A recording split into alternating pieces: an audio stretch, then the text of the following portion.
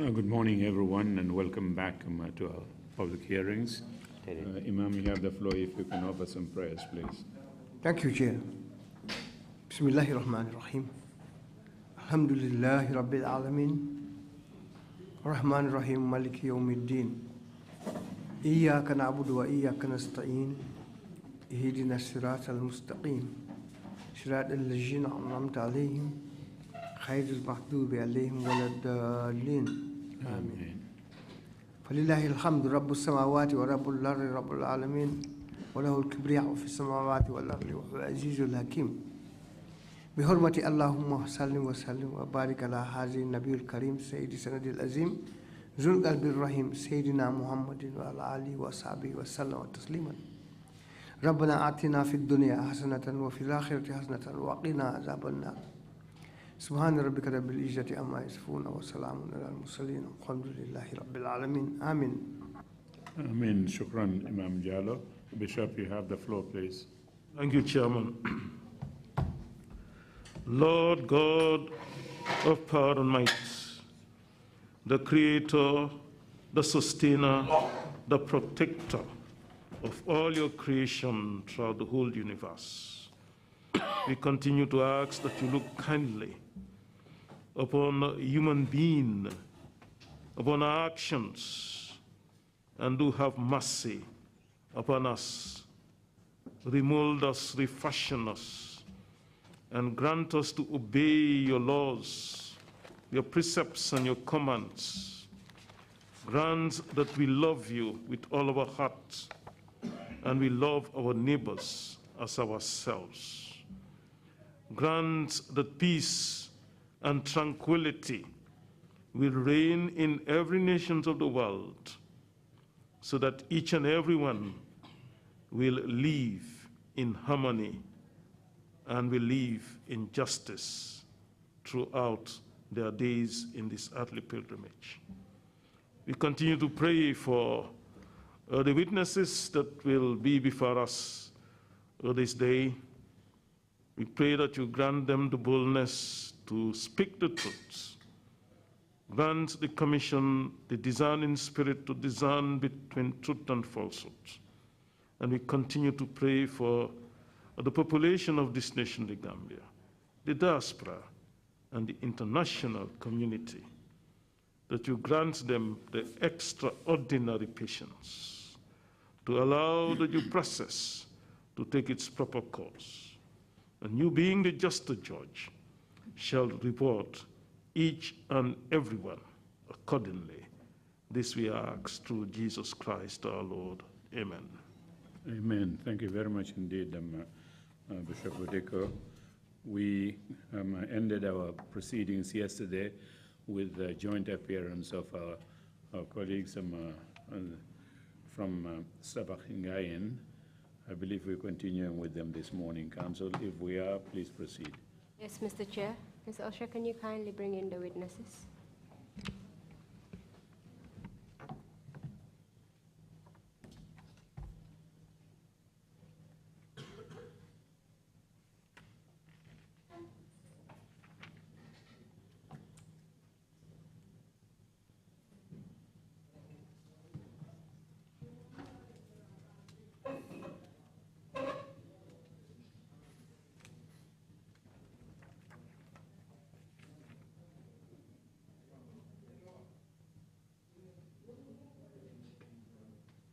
Are they bringing in the baby this morning? Oops.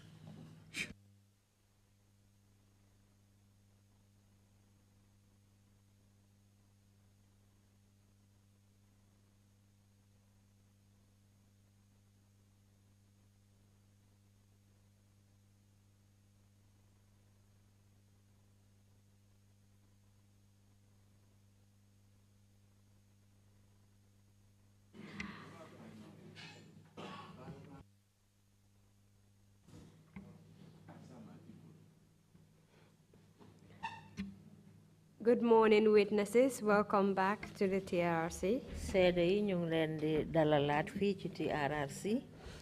Yes, today we discussed the context that resulted to the dispute that occurred in your village in 2012. Demba waxtaanee nañ xew-xew bi nga xam ne gannaaw gi am na fitna bu mu jur si seen dëkk foofu atum 2012. And we had started going into the incident itself when we had to close for the day. Te commencé woon nañ nag di wax li nga xam ne moo xewoon ci bés boobu noonu ba jamono ji ñoo jeexale jataay. So for today we are going to discuss the massive arrest and detention of the community members of your village, Sabah Njayan. Tey nag dinañ waxtaane ñi nga xam ne ñëwoon nañ jàppa ñu bari ci seen dëkk ba foofu di Sabah Njaayeen. And the impact of the detention on the community. Ak it jàppa boobu nga xam ne moom lañ leen jàppa nag lan loraange la jural waa dëkk ba foofu. So today I'll start with the ladies. Tey nag ma commencé ci jigéen ñi. So Fatou, can you tell us what happened when the PIU officers came to the village after arresting Mr. Trrc? Fatou ndax duñ ñu mun a wax lan moo xew gannaaw bu paaraay ñëwee foofu ba jàppa Mr. Trrc. Wow. Assalamu alaikum. Jamare. Para ire gannaaw bu ñu yóbboo Ousmane. The paramilitaries, when they took Usman, ñëw nañ ca dëkk ba. they came to the village, da dóor nit ñi. start beating people. da dugg ci biir jumaa ji. They entered to the mosque da nuqati nit ñi da dóor. and pulling people out and beating them. jigéen ñi nag ñu bëri tiitaange góor jàpp leen. The women were so scared that bëri na ñu ci xamboon. some were pregnant. ñëpp seen xamb yi daanu. They later lost the pregnancy. ñii jëlee ci tiitaange ba tey seen yaram yi seddu. They are scared, being scared. Still now they are suffering from it. benn ci man mi maag màggat mi toog nii. Till me, myself, and Margaret. màggat loolu moo ko jàpp sax moo tax amut fitu wax sax. There's what scared Margaret still now that she cannot even talk. góor ñi ñii ñi doon nuqutee ci rondal yi da dóor ñii ñi doon nuqutee ci làkk yi da dóor ñii ñi doon nuqutee ci biir jumaa ji da dóor. Some were forced out from their, even under their beds, some from the fences. ñaaw ñaaw bi daal foo ko nat romb na ko. Has gone too deep. tàmbali ko depuis takkusaan ba gaye. Since around 5 o'clock till around 9. bëri na suñ mbokk yoo xam ne farafeñe lañ ne woon sax ñu ne mën nañoo wàcc kër ga mu fanaan nool ñi baye ko farafeñe ñëw ñi dellu leen jël saat ci guddi gi. Some, they even from Farafenye, they came back. They said that they cannot leave their houses like that. suñ mbokk yi nga xam ne ñu ngi dëkk Pasi Mutu. Some of our relatives who are in dikk dañu wallu si ñoom itam ñu jëlaale leen yóbbu. who came to rescue us, they were also arrested along. suñ ñetti mbedd yi daal yëpp roñ nañ ko depuis takkusaan lañ ko commencé ba gaye. Since in the evening till night, they were arresting people. suñ jëkkër yi nga xam ne sax ci gétt ga lañ demoon bañ ñëwee ñoom itam ñu jël si leen dóor yu métti. Even our husbands who were at the heart, they were also arrested and beaten. Thank you very much, Fatou. jërëjëf Fatou. You mentioned several things. am na yu bari yoo fi wax nag. You said there were some men praying. nga ne am na ay góor yoo xam ne ñu ngi doon julli. And they dragged them from the mosque ñu dem watat leen jëlee leen ca jumaa ja. and arrested them. yóbbu leen. Can you tell us how that happened? ni ñu wax naka la loolu xewee. wax leen naka la xewee.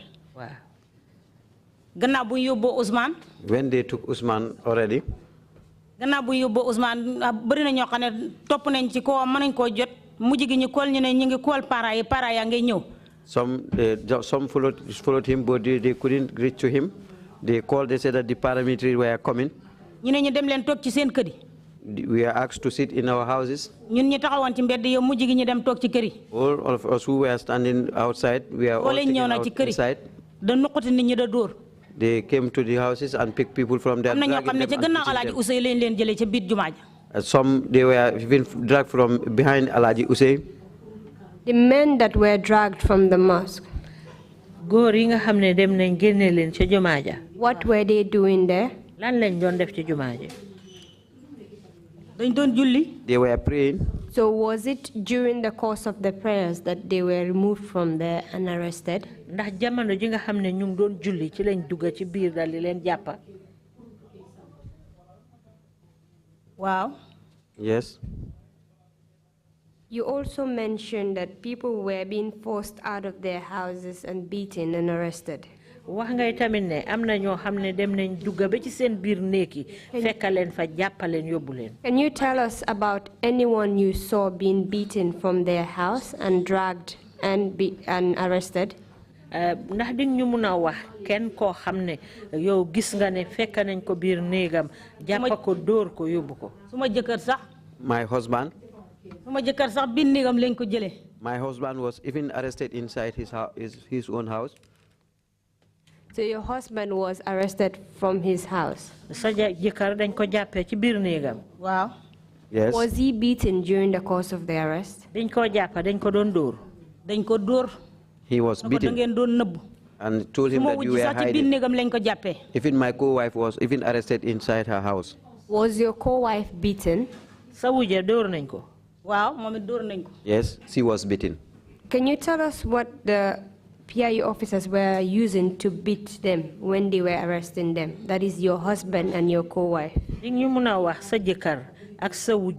Bi para yi ñëwee di leen dóor lan lañ doon jëfoo di leen dóor. xam nga lan lañ jëloon doon leen ko dóoree. ñetti para yi. They are battens. So they were. Can you tell us how many PIU officers came to arrest your husband and your co-wife? ndax xam nga ñaata para ñoo ñëwoon di jàpp si sa jëkkër ak sa wujja. loolu kay moom ma xam ndax dañ bëri woon dañ jaxasoo woon ak police. I didn't know. I cannot say because they were many because they were mixed up with the police. How about you? What happened to you? yow nag lu la ci dal. man ma boot ba ma jëlee sama gune gi boot ko dem ci geneen kër gi ñu dendat man njaañeen lañ ma jëlee. I was arrested from Jayen. I was putting my baby on my back. booba maa ngi boot sa pentu góor ñu ne ko wax Keba Touré yaay Baye Ousmane Ndiaye mi lañ ko tuddee moom laa yóbbaale woon ca police ga. I was carrying my baby named after Ousmane Touré's father. How old was your baby? That is, if you can tell us. Sa doom jooju nga doon boot xam nga ñaata at la toll woon jamono boobu. jamono boobu ak léegi. jamono ba nga ko doon boot noonu. jamono ba ma ko doon boot. waaw ñetteela xatam la woon. ñaata. ñetta. booba mën naa fer maa ngi làq ñeenti weer. xam nga bool noonu ci police gi la dañuy. Then I was even pregnant, and I lost that pregnancy from that end because the baby was almost 3 years.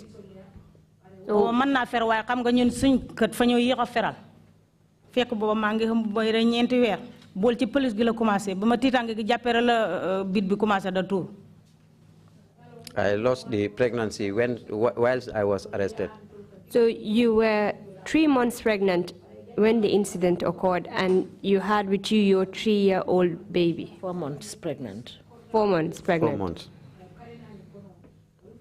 I need her to confirm it. So mune ndax jamono joju da ngi ëmboon ñeneenti weer sa ëmba bi tollu woon na ci ñeenti weer. Waaw.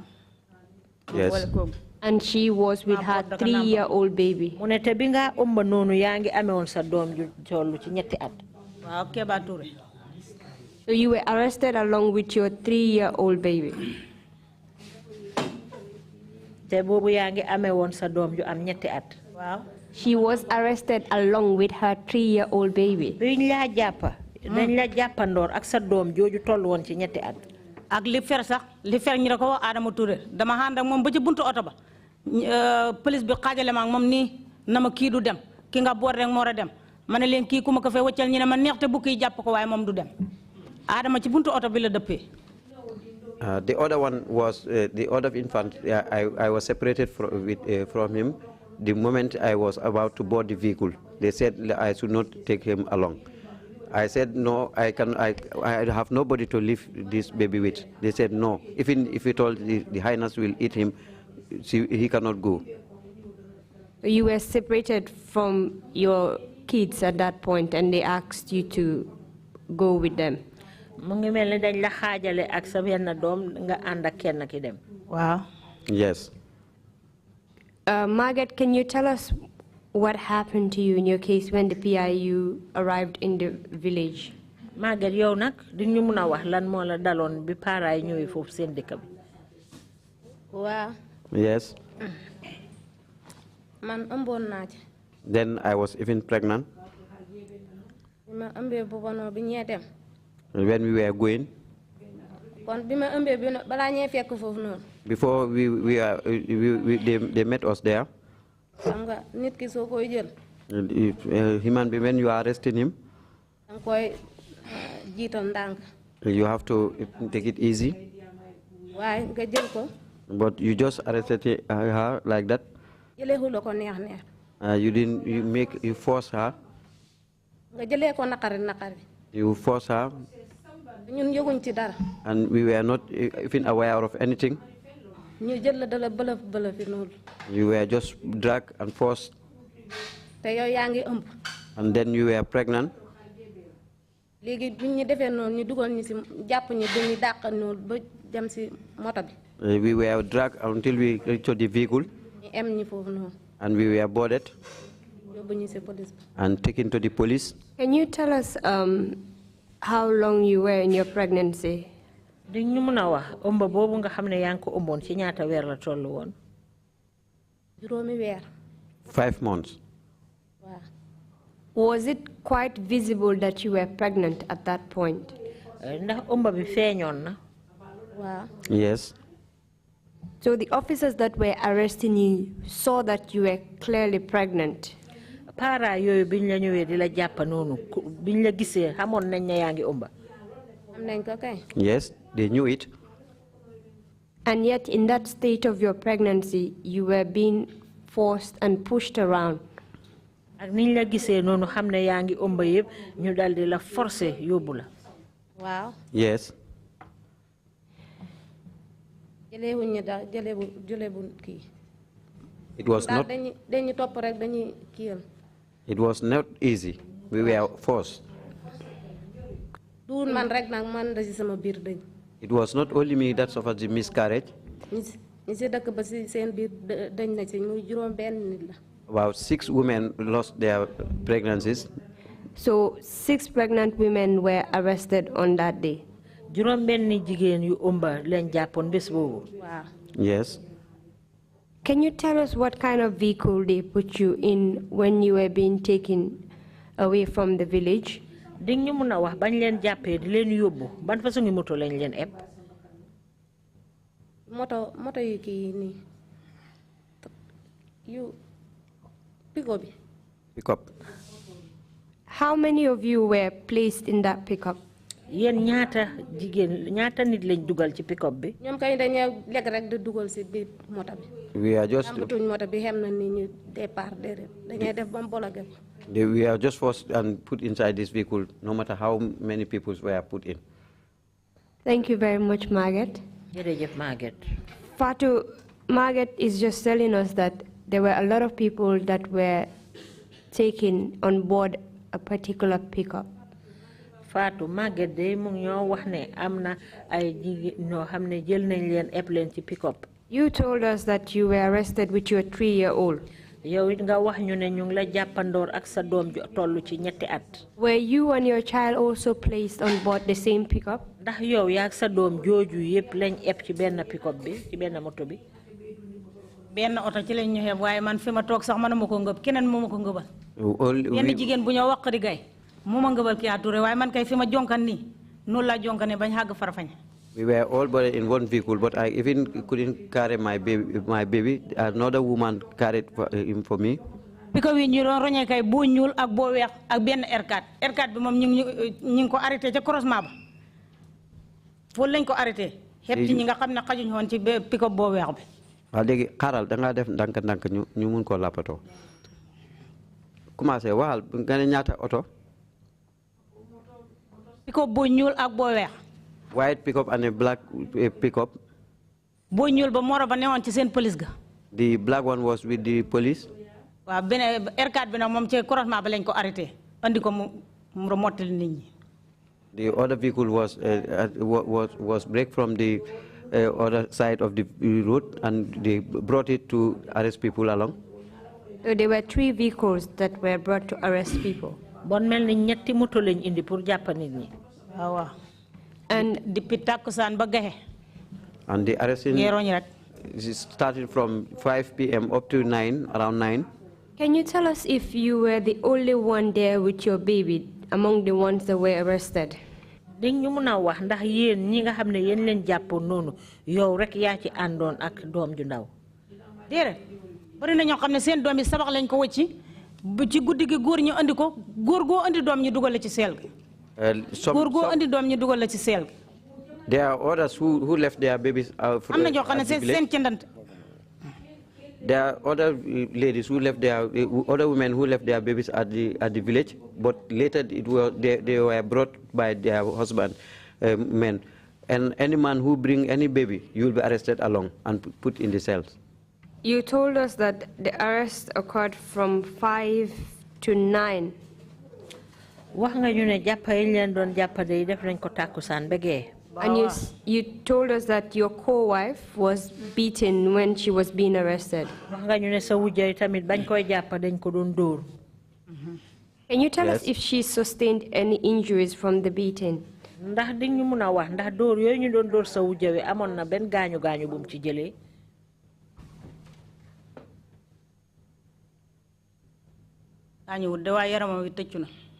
There was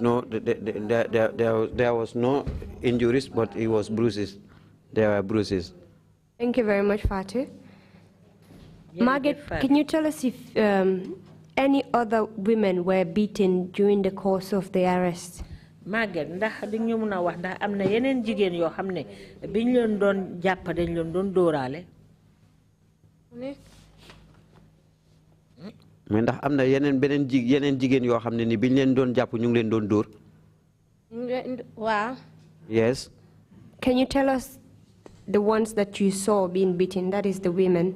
Di ñu mëna wax yan jigéen nga gis ñu ngi leen doon dóor. Yan jigéen? Waaw. Jigéen ñi dóor neen xoja. They have beaten xoja. Dóor neen jaara. Jaara. Dóor neen góor bokk na si. Jigéen ak Faatu. And Faatu. ak Haram. And Haram. ak Kura. And Kura. ñoom moom gis naa leen ñu ngi leen doon dóor. I saw those people being beaten. Wow. And how many people at once did you see beating these women? Léegi nag yéen ñan nga gisoon ñuy dóor jigéen ñooñu? The paramilitaries. Thank you very much. Fatu, you wanted to add on to what Margaret was saying? Fatu dafa mel da nga bëgg yokka dara ci li Margaret di wax. Can go on. Mën nga ko yokka? Da nga bëgg yokka dara ci li Margaret di wax.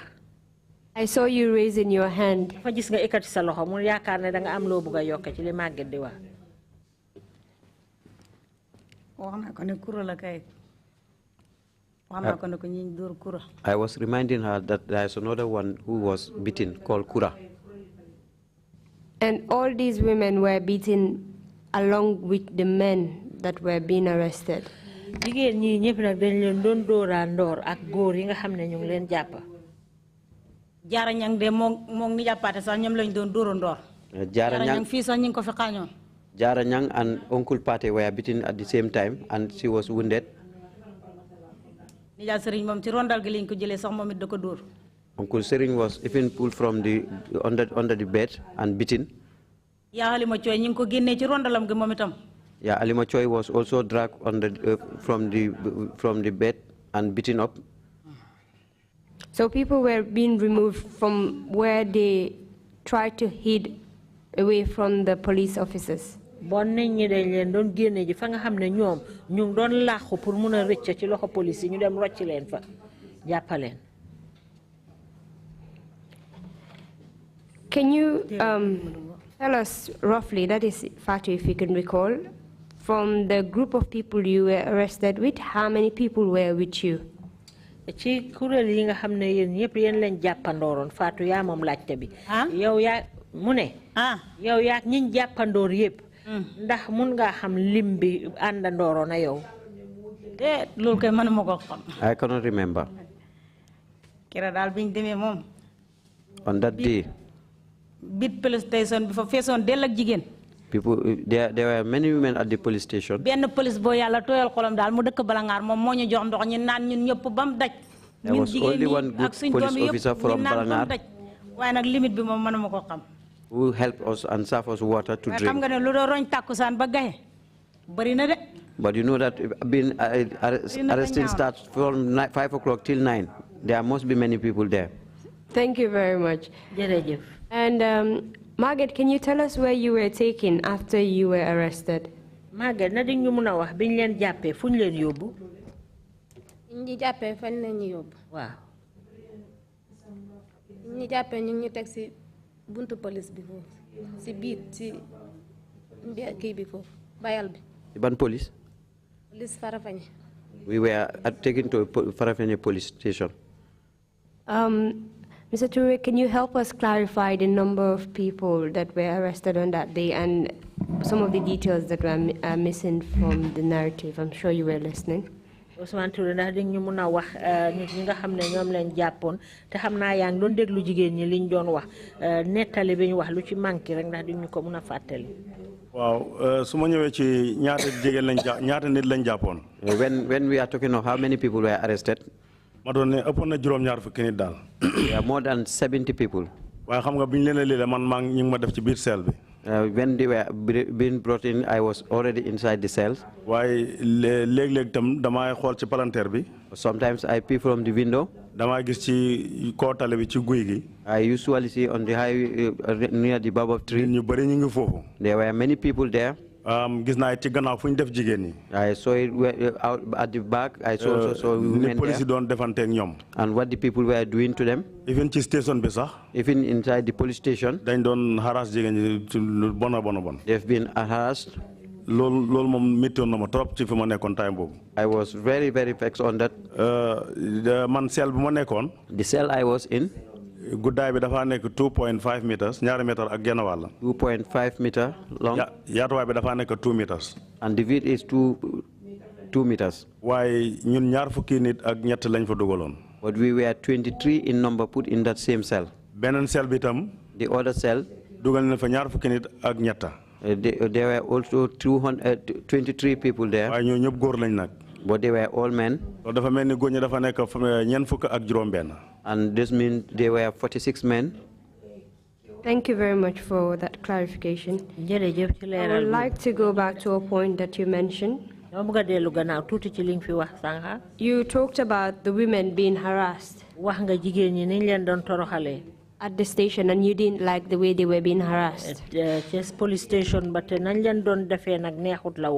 Can you tell us how the women were being harassed at the station?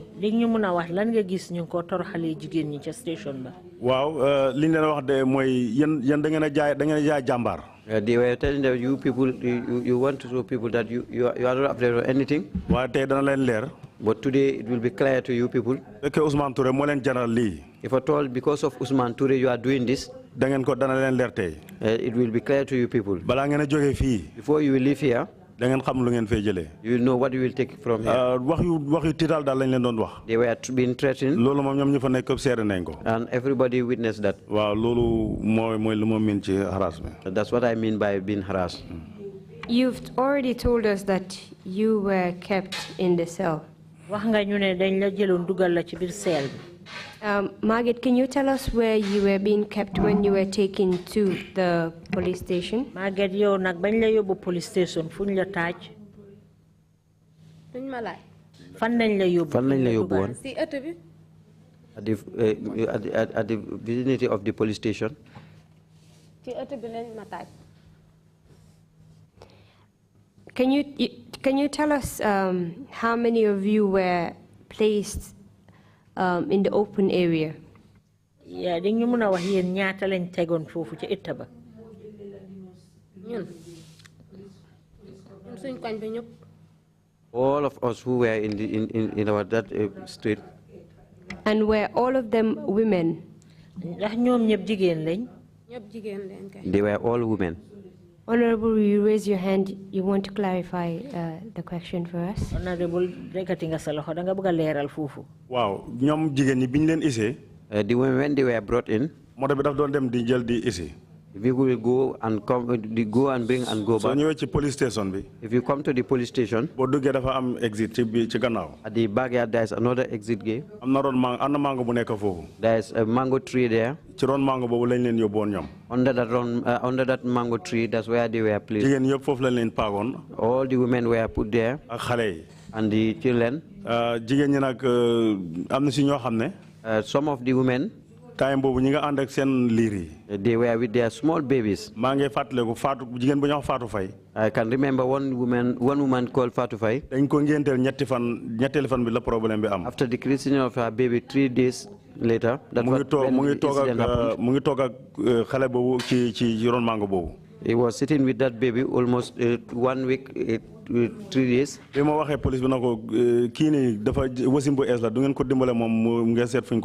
When I appealed to the police officer that she's carrying a small baby, she told me to shut up. So that's the time I forgot that issue. But all the women were placed under that mango tree. All the 3 days they spent the night there. There was no mattress, no mat, nothing. They usually spread their clothes and lie down. You've told us that the women were kept in the open. And some had their infant babies with them. You mentioned a particular individual who had just christened her baby 3 days before the incident.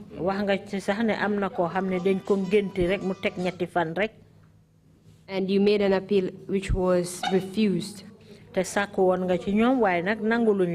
That is for the woman to be kept somewhere else. Can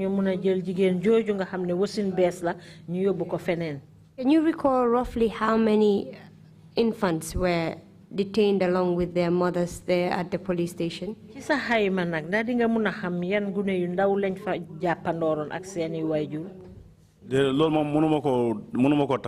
I cannot remember that one. Because where I was, I didn't have access to them. They didn't even allow me to go and ease myself. I was given a bottle. But Fatufai is the wife of my younger brother. And the naming ceremony, then I was there. I had the baby crying. Then I knew that that was the lady who was there. And when I confirmed this, I was told that she was also arrested. Trrc, can you please help us clarify how many infants were detained with you under the mango tree at the police station in Farafenni? Trrc, ndax yow di ñu mëna dimbélé nak pour wax ñu ñaata gune yu ndaw lañ jappandoroon ak seen yaay fofu ca Farafenni police station bañ leen jappé. Manuma wax ñu fu way xam nañu ma ci mëna wax. I cannot list all of them. I cannot remember all of them, but there are some whom I can still remember. Ben ci Ami Dramé. One is called Ami Dramé. Fatou Faye. Fatou Faye. Aïssatou Niang. Aïssatou Niang. 3. Ndiaye Mbaye. Ndiaye Mbaye. 4.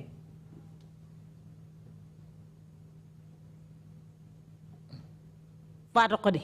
Fatou Dramé. Fatou Dramé. Fatou Dramé maa ngi ma àndoon moom fa boto. I was with Fatou Dramé. Thank you very much. That's about 5 women and an additional 6. That's Fatufai. Juróom la ak keneen ku ci toppa muy juróom ben. No, Fatufai was already making 6 that you've mentioned. Muy juróom ben yi nga xamne ñoom nga tudd. Those are the ones that you can recall that had their infant babies, including you, making 7. Yooyu nga mëna fàttale ko boo ci boole sa bopp nag muy yéen juróom ñaar. Council, she called Fatufai when she was counting. Or she called, then that is 6 infants that were there. Am na juróom benn gune yoo xam ne ñu nga fa woon ci ñoo fàttale ko. And you also mentioned that there were about 6 pregnant women in your midst. Wax nga tamit amoon na juróom benn jigéen yoo xam ne ñu ngi ëmboon. Apart from Margaret, who among the pregnant women was visibly pregnant? Lu weesu Margaret ci jigéen ñooñu nga xam ne ñu ngi ëmboon kan la ci xam ko xam ne boo ko gisee rek di nga xam ne mu ngi ëmba. Magan mi. Margaret herself. Fat Nyang. Fat Nyang. Aisha. Mam Khadi. Mam Khadi. So when you look at those three individuals, any reasonable person could tell that they were pregnant. ñett ñooñu ku leen xool rek ndax di nga xam ne ñu ngi ëmba biir bi feeñoon na. Waaw. Yes. Mam Khadi kay moom busam matoon na. Mam Khadi, she was almost, and she spent the night there. Can you interpret that for me? Repeat that. Delluwaatal ci li nga waxoon nga ne Mam Khadi. Busam matoon na. Hendu na fi ba ngoon de te góor la woon. Doom ji góor la woon. Waaw. Dañ ko fi endal ba ngoon. Fully pregnant. She was fully pregnant and she stayed there until in the evening. No, I think she's trying to say, Honorable, if you can help us with that. So lim mean mooy. mu ne Mam Khadi biram bi time bi moo tuuru bi moo dem foofu ku ko gis da nga xam ne mu ngi ëmba. waaye bi problème bi xewee pendant ci keroog bi biñ leen dischargé la wasin. doom bi mu wasinee toog na ba ngoon jot ci suba la wasin ba jant bi soo mu doom ji dellu. mu ne xale bu góor la amoon. waaye li mu bëgg a wax foofu mooy problème bi kii ne moo tax mooy parce que des na mu àgg ci fu mu war a wasinee. She was pregnant. According to let me. She was already pregnant. She was pregnant, but later when she delivered, after she was released, she delivered for the full day. Then the baby died. If I can assist with the interpretation, I'm not a Wolof speaker, but I can tell that he said she was almost due. She was almost due, yes. During that period, and it was after their release, the day after their release, that she gave birth, and the day after that, the baby passed away. Yes. The same day, the baby passed away. Same day. And it was a baby boy. Thank you very much. Can you kindly tell us, yes, Margaret, you would like to say something? Margaret, ekati nga loxo dafa am loo bëgg a wax. Waaw Fatou dafa fàtte kii. Fatou. Gorob Ami. Fatou. Biñ demee si Fatou ma ne dafa bàyyi gorob Ami. Fatou forgot somebody. It's an in-law to Ami. Keroog biñ demee si police bi. When we went to the police that day, biir bi di metti. she also, that very day, she got, the stomach was paining. Ñu ko wax Ndey Njaay. Ndey Njaay. The woman was called Ndey Njaay. Waaw moom it bitam bi foofu la dañuy. She also miscarried on that day. So you're telling us that for Ndey Njaay, it was the first day of your detention that she experienced miscarriage.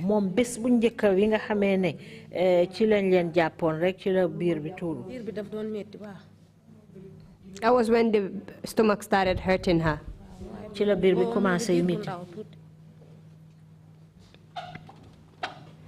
Can you please assist with that? Ask her if that was the day the stomach started hurting, the first day of their detention. Si benn bés boobu noonu keroog biñ leen jàppee keroog la biiram bi commencé woon di métti. Wow. Yes. And was it that very day that she experienced the miscarriage? Ndax ci benn bés boobu nag ci la biir bi yàqu. Benn bés boobu biir bi métti ci la biir bi yàqu. Wow. Yes. Can you tell us how you dealt with that situation? Having one of you lost her pregnancy right there in the open. Léegi yow bés boobu nag lan nga yëg gannaaw boo xam ne gis nga kenn ci yéen. Sorry, it's not lan nga yëg. How they dealt with the situation. Bi ngeen gisee nag ne kooku biir bi yàqu na léegi lan ngeen def. Moom Ndey moom. Waaw. Ndey boobu mu ngi la biir bu ndaw. Sira biiram bi dañ foofu. Léegi bi biir bi dañee loo leen def. Dañ ko yónnee malaan foofu. They sent for a wrapper. Can you tell us who sent for the wrapper for her? Kan moo yónnee pour ñu yónnil ko malaan. Foofu noonu si kër gi lañ ko yónnee malaan. Kan moo yónnee woon pour ñu indil ko malaan gi. Safi. Safi. Somebody called Safi. Safi Mbai. Safi Mbai. Why was it necessary to look for a wrapper for her? Lana tahon ngeen yónnee pour ñu indil ko malaan. Regal bu kii si moom. Deret.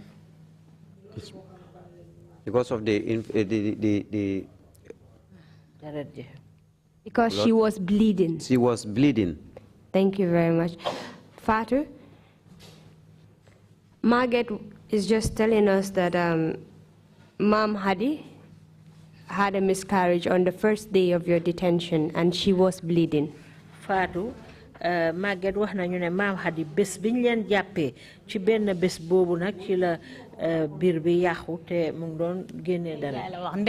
Sorry, Ndeye Ndiaye. Ndeye Ndiaye moom la bosam dañee ci biir police gi waaye maam ko di bosam ci kër gi la dañee. It was Ndeye Ndiaye who lost, miscarried inside the police station. Thank you for that clarification. Can you tell us who you told among the police officers, that is if you told them that there is a woman, did you tell them that there was a woman in your midst and she had just experienced a miscarriage? Ndax xamaloon ngeen police ne am na jigéen ju nekk ci seen biir day te umbam bi yàqu na. ñemewulaa jàkkaar leen ñoom sax bara leen ko xamal. You dare not to do that. And how were they able to send for the wrapper if the police were not informed that one of you had a miscarriage? Léegi bon naka ngeen mun a yónnee pour ñu indil leen malaan te fekk xamalu leen police ne kenn ci yéen day umbaam bi yàqu na. ñun keroog guddi keroog biñ ñu jël noonu fa bëri ñun jël ak seen doomi te ànd ñoo malaan. suñ benn baay bu ñoo wax bay Alaaji Cerno Njaay këtam moom moo dem buubee fa malaan yoo bëri andil ñu ñun man ko yebu sax ne ci la boot Kéba waaye man ba ma dem man itam xabadu rek laa ko defoon ñul jëla malaan lañ ñu andil ñu andiwu doon malaan ci lañ doon sangu. Well, Haral. So many of us who were brought in, who were arrested, many of us, the women are seeming, they came without wrappers, enough wrappers. So one of their fathers brought wrappers for them. So that was how this particular lady was able to change her wrapper and clean herself there. Bon nag dafa mel ni ci sër yooyu ñu leen yónnee woon loolu moo taxoon be ndaw si nga xam ne umbam bi yàqu woon na mu mun cee amaale sër mun cee toppatoo boppam. Can you tell us during the course of your detention what you were being given as food? Di ñu mun a wax nag jamono ji ñu leen jàppee noonu lañ leen doon jox pour ngeen lekk. Joxoon nañ leen lekk bés boobu. suñ mbokk yi ñu ko yëdd. bëri na reer yoo xam ne sabax njaayeen lañ jógee. We were fed by our relatives. Some of the dinners were from Sabax Njaayeen. bi mu bay kët bay Alaaji Cerno Góol ci lañ ñu daan toggalee andil ñu. ak Alaaji Magay moo poste. Alaaji Magay moo poste daan na togg ñaari boole andi ko. Da nga def benn ñu mun ko lappatoo.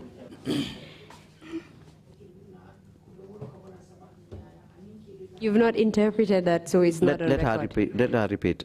mu ne nga waxate da nga wax ndànk. benn rek bu ko defee soo waxee ma. kët bay Alaaji Cerno ci lañ ñu daan toggalee dañu andil. They usually cook from by Alaaji Cerno's compound and brought it for us. When you arrived at the station that day as a group. Alaaji Magay poste. And Alaaji Magay poste. Okay, when you arrived at the station that day. Bés bi ngeen eggee ci police station bi. Did the police charge you with any offense? Ndax police yi am na dara lu leen tuumaal ne loolu ngeen def loo xam ne dafa yàqaluwaa.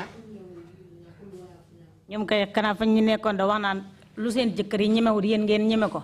They were just telling us what your husbands dare not to do or say, you people dare to say it or do it. yéen yéen a jàmbaar yéen jigéen ñi Sabax Njaayeen jàmbaar gu ngeen ne yéen a nga xeex ak police. You are the lions of Sabax Sanjal who want to fight with the police.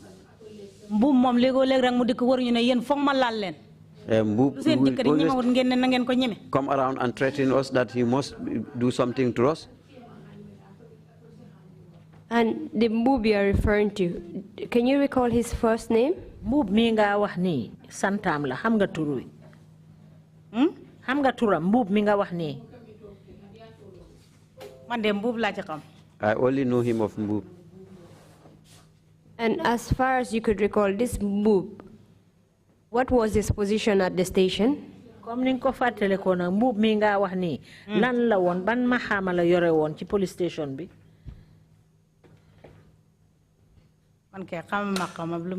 I didn't know his position. Margaret, can you tell us about your experience the first night at the police station? Did they take any statement from any of you that was there? Margaret, waaw léegi yow na nga wax ñu bés bi leen njëkkee yóbbu ca police station ba ndax ñëw nañ toog jël seen ay kàddu di ko binda. Police. Bi ngeen demee ci police bi. Am na police yu ñëw toog ak yéen di jël seen ay kàddu di leen laaj di ko binda. ñoom police. Wow. No. They never took any statement from you. Dafa mel ne ñoom jëleewuñ yenn kàddu ci yéen yu ñu war a jël binda ko. Pour ñun ci ñun jigéen ñi. Waaw. ñu jëlee kàddu ci ñun. Yeah. Déedéet. No. Our statements were not taken. Mr. Toure, can you tell us, Fatseka mentioned a particular book that will threaten them. Mr. Toure Fatseka wax na fi ku sant Mbuub koo xam ne moo ñëwoon doon leen xoppa foofu. That is, if you know, can you tell us which Mbuub she's referring to? Fekkee ne xam nga ko day moom ban Mbuub laa wax nii. Waaw xam naa ko. Yes, I know him. Gorgui Mbuub la. He was Gorgui Mbuub. Moo nekkoon office commandant Farafenni police station at that time. Then he was the officer commanding Farafenni police station. At that time. And he was the one that would be threatening the women. Te moom mooy ki ñëwoon di xuppa jigéen ñi. Waaw moom baatam bi foofu ñun ñu ngi ci sel bi waaye lu ma wax yëpp ñu ngi koy dégg. We recognized his voice. We were inside the cell, but all what he was saying, we were hearing it. Can you tell us some of the things that you recall him telling the women? Li ñu mun a wax nag lan nga mun a fàttaliku ci loo dégg mu ngi koy wax jigéen ñi. Bokk na ci comme lu Fatou doon wax nii. Just what Fatou has said. Seen jëkkër lu ñemul yéen ñeme ngeen ko. What your husband dare not to do or say you dare to do it or say it. Yéen jigéen Sabah Sanjal da ngeen a jaay jàmbaar. The women of Sabah Sanjal, you think you people are warriors? Yéen a bëgg a xeex ak nguur gi. You are the one who want to fight with the government? Dana leen leer. It will be clear to you people. Kàddu yi moom daf ko doon wax frequently. That those are his words frequently. Fatseka, can you tell us if Mr. Mbuub knew that one of the women among you had a miscarriage? Fatou na di ñu mun a wax ndax Mr. Mbuub mi nga wax noonu yëgoon na ne am na kenn ci yéen koo xam ne biiram yàqu na. Déedéet. No. ñemewuñ ko ko woon a wax de. We dare not to tell him. Mr. Toure, would you like to clarify that point? Mr. Toure bëgg nga leeral foofu. Waaw parce que man sama bopp. Yes, because me myself. Man personally wax naa ko ne. I told him personally. Jigéen ñi am na ñoo xam ne dañuy ëmb. Some of the women are pregnant. Am na ñoo xam ne ñu ngi nampal liir yu tooy. Some are suckling small babies. Wax naa ko loolu. I told him that one. And he also went to see the women and could clearly tell that some of them are pregnant. Is that correct? Te moom demoon na seeti jigéen ñooñu te xam na ne am na ci ñoom ñoo xam ne ëmba nañ ca seen ëmbay feeñ na. Mënuma confirm loolu waaye wax na ma ne. I cannot confirm that, but he told me. Lu tax ñuy def liñ def nii. Then why should they do what they did? Loolu wax na ma ko. That one he told me. Thank you for that, Honorable. Jërëjëf, Honorable. Can you tell us, you mentioned that about 23 of you were packed in a very tiny cell. Wax nga ne ci yéen ñaar fukk ak ñett ñu ngi leen jël dugal leen ci benn cell bu ndaw. Can you tell us how you coped in that particular environment? It was very difficult. You know, Sabanjayan is a village that you know. We are all recognized in this in religion. When we are inside the cell, we couldn't sit down. Some will sit on the floor. Some sit on the bed. Some were standing. But each one we will be very close to each other. Pan bu ñëwee sawee. The bucket that we used to is we used to handle it. Somebody will. So bëggee saw da nga move dafa am kuy move ñu teg ko mu saw mu dellu ñu dellu ko téye. We'll all move and that he is himself and we have to handle it for him. Bi time julli jotee. When it's time for prayers. Am na ustaas bu fa nekkoon. There was one ustaas who was there. Mu ne julli mu ne naka la ñu def ñu ne ko fii julli amul fi tey. We asked us what are we going to do. He said, we told him that today there is no prayer. Niñ taxawee amuloo foo mën a taxaw bay julli.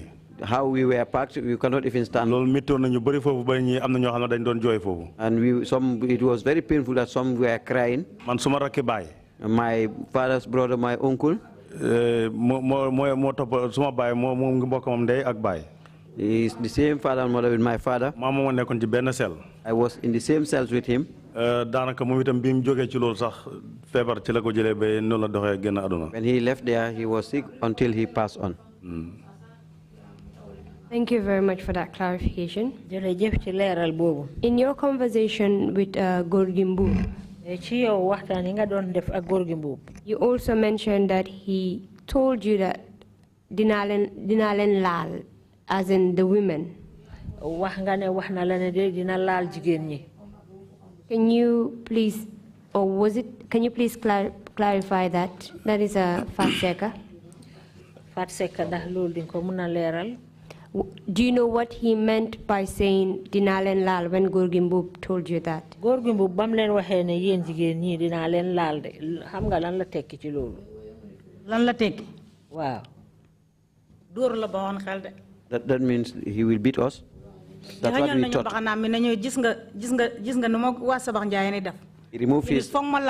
He removed his beret and showed us that look at the injuries that I got from the Sabah Njayan people. I must beat you people. Understood that to mean that he was going to beat you because he was injured by someone from your village.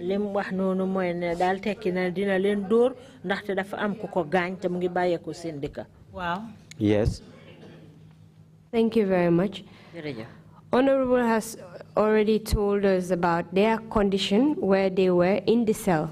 Honorable nak mom wax nañu be paré ñom anam yi ñekké won ci bir cell bi. You also explained that the food that you ate was cooked by your relatives and brought to you. Yow tamit wax nga ne lekk yi ngeen doon lekk day seen ay mbokk ñoko doon togga di leen ko yónnee. Can you tell us how you were coping in that open environment? Léegi ñu mëna wax nak été bobu ñu leen tégon nak naka ngeen fa nekké won? Fatta ba xana sédd bi dañu bëgg ray. It was very cool. ñun ñi nga xamné seppent yo mag lañ xamé won biñ fanané non ci sédd bi bañ xey rek seen biti commencé da daw. Some of us whom you know that they have small babies. In the morning, they have developed diarrhea. And what other hardships did you endure apart from the cold weather? Lo wuté nak ak sedda bobu nga xamné gété non na leen yenen jafé-jafé yi ngeen fa am lan la? Sedda bi dal bañ ci joggé. From there, the cold. Suñu yaram yi ba tay. Up to now. We were scared up to now. We were suffering from that.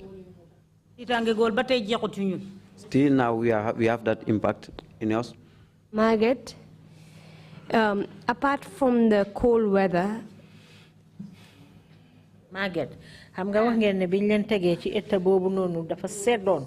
Can you tell us what other hardships the women, including yourself, endured? Lu uute nag ak sedda boobu nga xam ne mu ngi leen fa sonnaloon yan yeneen jafe-jafe moo leen fa daloon.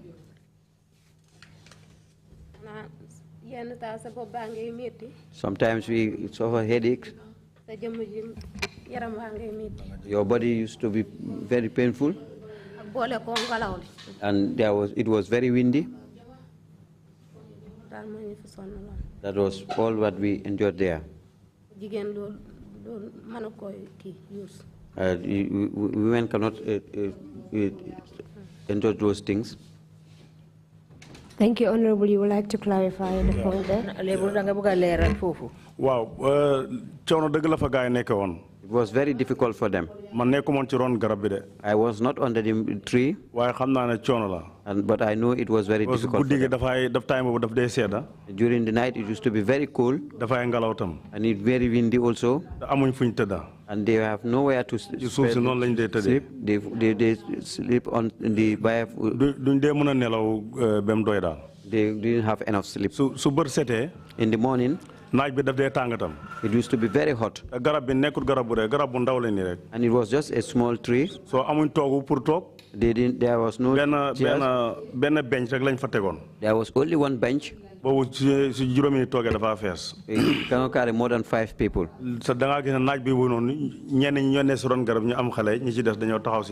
Only some who were even carrying babies who were under the shade. They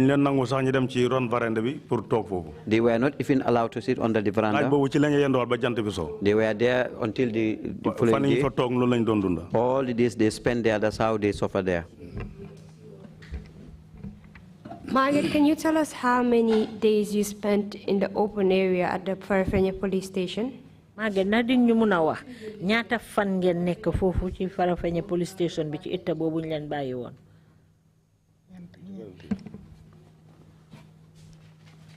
Una semaine. Sorry, Margaret, we didn't hear you. How many days did you spend in the open area at the police station? Ñaata fan ngeen nekk fofu ci police station bi? Ñaata fan? Waaw. Man nañ juróomi fan de. It's almost to 5 days.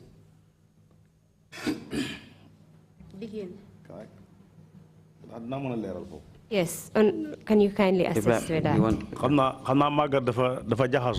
Margaret is now confused. They were arrested on Saturday. Sunday, Monday, they were released. Because it was on Monday that we were arranged at the court. So when they were arranged, they got a bail and they were left. They were released. So that means they have 2 nights and 1 day. So they spent 2 nights and a day in the open area at the Farafenni police station. Ñaari guddi benn bëccëg lañ def ci état bobu Farafenni police station. Wow. And during those 2 nights, they were not charged with any particular offense. Te ci ñaari guddi yoyu ak benn bëccëg bi amul dara tuuma buñ leen teg boo xam ne dafa yàqaluwaa. And they were kept in the open area. Ñu jël leen bàyyi leen ci bayal boobu. Without any mattress or coverage from the harsh weather. Joxuñ leen matla joxuñ leen fuñ tëdda ci jamono jooju nga xam ne mu ngi sedda. Wa ñoom charges yi charge leen foofu ci station bi. They were not charged at the police station there. Wala buñ leen chargé ne waxuñ ko. But if at all they were charged, we were not told. Biñ demee ba ci court bi nag. When we went to the court, wax nañu lu ñuy charge. That's the time they told us our charge. Li ñuy charge ñu ne dañ doon resist arrest, dañ doon bañ ko ñu arrest. The charge was we resisted arrest. Ba pare dañ doon xeex ak police. And we were fighting with the police. So loolu la ñu charge ci at the courtroom. That was what we were charged at the courtroom. Lañ xamee ne charge nañu. And that's the time we also knew that we were charged. Statement yi tamit. The statements also. Buñ ko jël man yëguma kañ la jël statement ci man. I didn't know. I was not aware when they took this statement from me. So noonu lañ demee biñ demee ba ci court bi lañ doog a xam ne jël nañ statement sax. The time we went to the court, that's the time we knew that they took its statement. Waaw loolu daal moom noonu la demee. That's how it is. Fatou, you've told us about the ordeals of the women that were detained there. Fatou, wax nga ñu jafe-jafe bi nga xam ne moo dal jigéen ñi ñu jàppoon foofu. How about the children? Naka gune yi nag. Gune yi ñoom seen yaram yi sedduñ. Ndax sedde bu la jàpp mag du ba gune di. And the children were also suffering. Did anything happen to the children as a result of being in that open air and that open space? Ndax am na dara lu dal gune yi nga xam ne li ko waral mooy béréb boobu nga xam ne mooy bayal boobu ñu jël teg leen foofu noonu. Bayal bi biñ ci fanaane biñ xëyee seen biir di daw. In the morning, some suffered diarrhea. What else? Ak lan?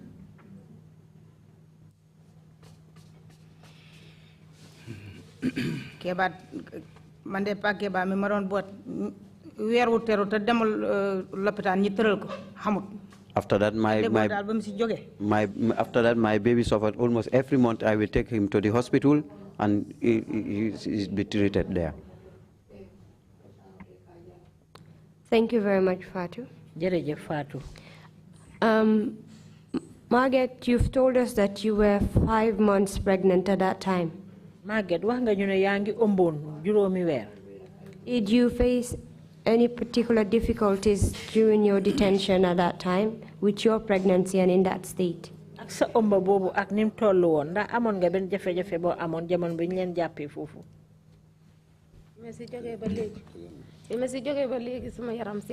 Up to now, I'm suffering. I have impact in it.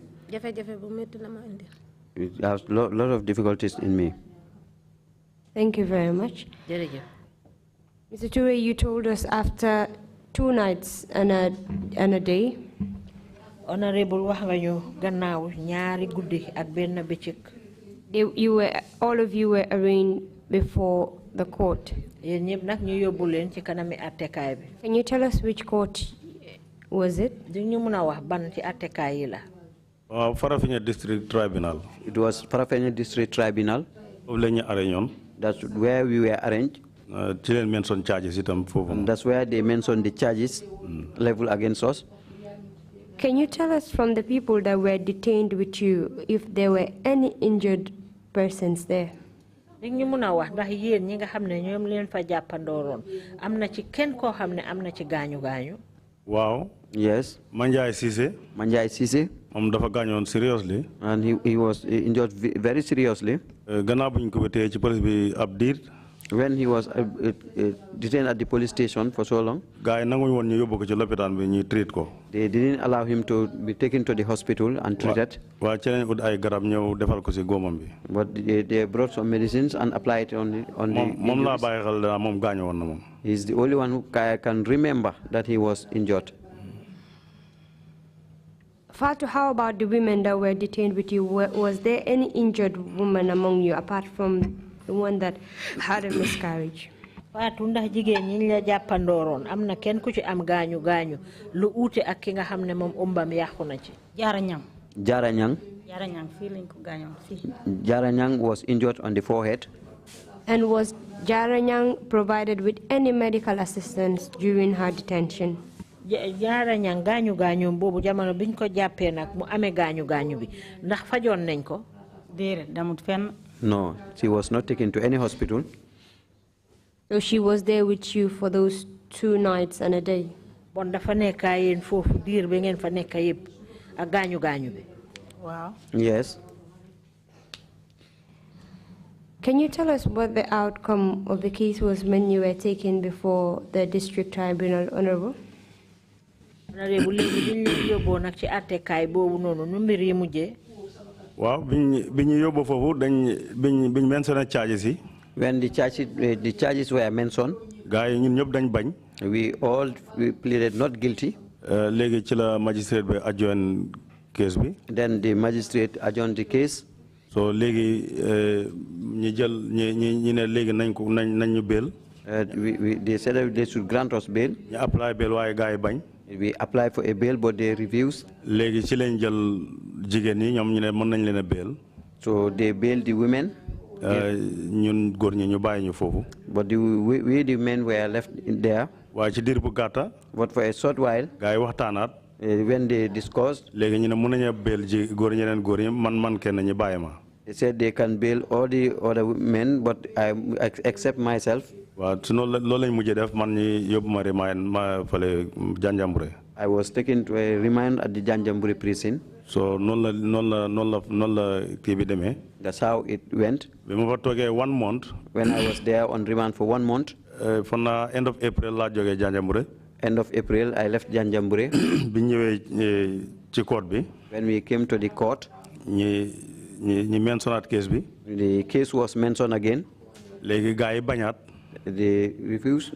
ñoom mënuñu establish yenn evidence ne li ñu wax moo am.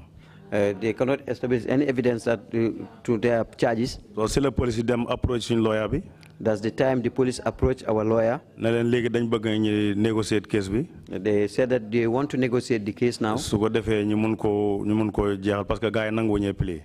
So that they can finish it out of court because they were not pleading guilty. Evidence proceed the case. Because they have no evidence, they cannot prosecute the case. That's how we did it. We discussed and we agreed on.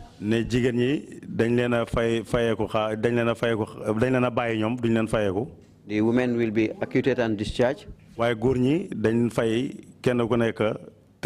$300. But for the men, all of us each will pay $300 as fine. Wow, that's what we agreed on. When they told me this, I told him that I didn't know anything about this. You are the lawyer. You are the one who discussed this. Because you bail ID card, complain ID card. Because those who bailed us, they need their ID cards back. Because of that condition, we have to finish this case like so that. That's how they did it.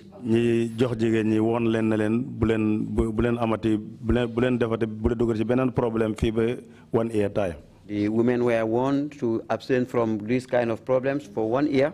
And the women were acquitted and discharged, and for the men, we paid the fines. And the case was finished. Almost 1 year. And that thing, before the end of the case, it took for almost 1 year. Who was representing you at that time? And more on lawyer jamano bobu.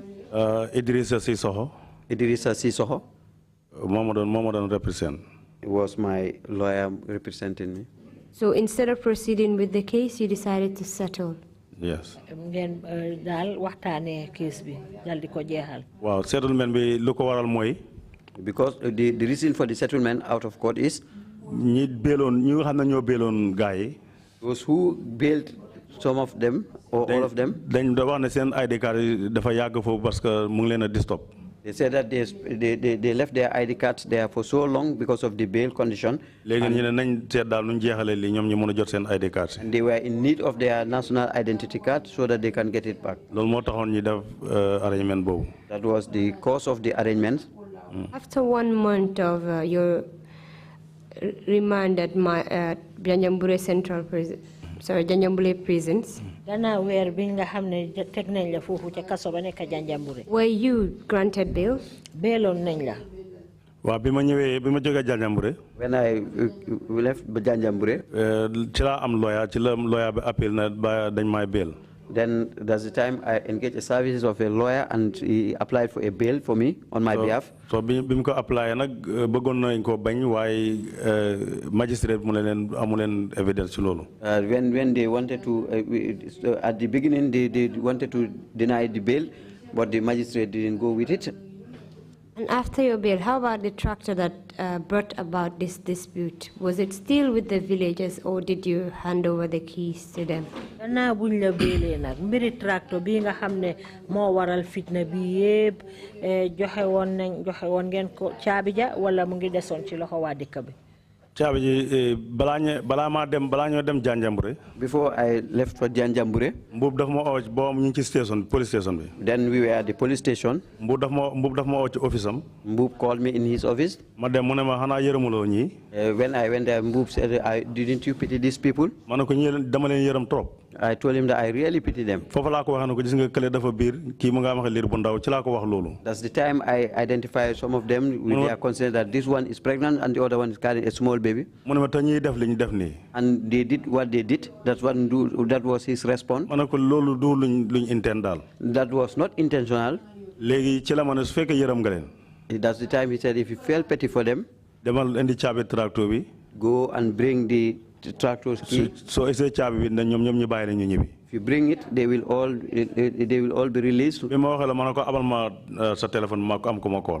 the time I told him to help me with a phone call so that I can call someone. That's That's it. He said no. léegi mu ne ma jox ma number ma jox ko number bi. He asked me to give him the number, and I gave him the number. mu dial ko. He dialed it. bi mu ko amee ma wax kooku na ko demal place sangam fa laa denc caabi ñu nga isil ma ko ci police bi. This time I give the individual directives to where I kept the key. bi mu isee caabi ji moom ak beneen booy ñoo ànd. When he brought the key with another person. bi mu ñëwee ñoom ñaar ñëpp ñu jógal leen ci cell bi. When they came, they were all put in the cell. So nii la fa demee. That's how it is. ci diir bu gàtt. At a short while. ñu ooma ci CID office bi. I was called at the CID office. laaj si la ma laaj na xaalis tractor bi. At the time they were asking about the revenue that we made from the tractor. na ma caabi jaa ngi nii. He told me the tractor, the keys is here. duhut sa tractor. It's not your tractor. léegi xaale biñ ci liggéey foo ko dugal. And the money work from it, where did you put it? ma ne leen man yoruma xaalis tractor bi. I told them I am not in possession of any ñu ne ma kan moo ko yore. And they asked who is in possession of the money. ma ne leen dañu am committee management committee. And I told them that we have a management committee. ñu ne ma xam nga leen ma ne leen waaw. And I was asked whether I knew them. They said, and I said yes. ñu ne ma kan ak kan la ma jox leen ñetti tur ci management committee bi. When they asked about their identification, I gave them 3 of them. ak seen number bi. And their numbers. ñu call ñooñu noonu. When they called those people. bi ñooy ñëwee. When they came. ñi yóbbu leen different places. They were taken to different places. laaj leen xaalis bi naka la fa demee. And asked them about the revenue, the money they worked from it. bi ñu jëlee seen statement ba pare. When they took their statement. ci leen ñëw. That's the time they came. na xam ne man laaluma xaalis foofu parce que ñoom ñett ñëpp benn wax lañ wax. They knew that I didn't touch anything there because they all collaborated in their statements. biñ leen waxee ana kayit yi. When they were asked about the particulars. ci lañ indi receipt deposit yi. That means the banks, the papers. Is it tamit withdrawal slips yi. They brought the withdrawal slips. And the account book bi. And the account book. Police si leen jël account bi. That's the time the police took the account book. léegi na leen dem leen. And I told them to leave. So loolu moo xew foofu noonu. That's what happened there. ci bi ma jógee Janjanbureh ñëw. When I came from Janjanbureh. comité bi ne ñoom police ñoo jël account bi. The police said that they took the account. They said that the police took the account. That's the committee. tractor bi am na tànk bu yàqu woon time boobu. And the tractor, one of the wheels is punched. ñu bëgg a dem génne xaalis defar ko. And they want to maintenance it. ñi stop loolu noonu. And it was stopped. gars yi dem police yi dem withdraw xaalis bi ci account bi. The police themselves withdrew the money from the account. ba tey fu ma waxee ne xaalis boobu police yi ñoo ko amee. Until today, where I'm sitting here, that amount of money is with the police. And who was the person in charge of this entire operation, of collecting money from the villagers' account and keeping it? Kan moy ki nga xamne mo doon jël xaalis bi ci compte bi di ko denca. Wa xaalis bi su tractor bi liggéey. When the revenue what we collected from the tractor after work. Now, let me rephrase the question. My question is actually, which police officer was responsible for organizing this particular operation, that is, withdrawing money from the villagers' account, the monies that were made from the tractor? Ban police mo moy ki nga xamne mo doon jëlé xaalis biñ amé ci tractor bi compte biñ ko dugal di ko génné. Wa xamwa the specific police xamuma ko. I didn't know the actual police. Why CID office bi? At the CID office. Time bo Mane mo nek fofu. And you have somebody called Mane, who was the officer commanding. Mo fa nekkon. Legi Mane mo ak ku montale Mane mo xamna ne xagna mom xamna ci dara. Mane and whoever he's with, Mane, I know that Mane knew something about that. Because man bima laaje bama pare rek bima la joxe information lañ ma yobbuat ci cell bi ñom ñi deal ak ñele. When they were done with me, that's the time they took me back to the cells and continued with those people. Bima ñëwé nak lañ ma wax na ma police withdraw nañ xaalis bi ba légui jotuñ ci xaalis bobu. And when I came, I was told that the police has withdrawn the money, and I didn't know anything that happened with that money again. And where was Gorgimbu when all this thing happened? Billy yeb di xew ana Gorgimbu. Mu ngi ci station bi mu ngi ci office am bi time bobu. He was in his office at the station. Was he aware that money was withdrawn from the village's account? Amon na ne ñu ngi génné xaalis ci compte wa dëkk bi. dana ko wara xam parce que mom mo jité office bi fofu. He must know because he is the one he was the one leading those operations. Time buñ ma interview man. When I was being interviewed, leg dafa ñew ci bunta bi delluwaat. Sometimes he will come and go. Biñu interview committee management committee bi. When the management committees were being interviewed or interrogated, I was not there, but he was part of those interrogating them. Because Basi told me that it was he himself, Gorgimbu, who was asking him. And when they took the account book, they handed over to him. And that's what I was told. Thank you very much, Honorable. Honorable. Margaret, can you tell us what happened to you after the arrest?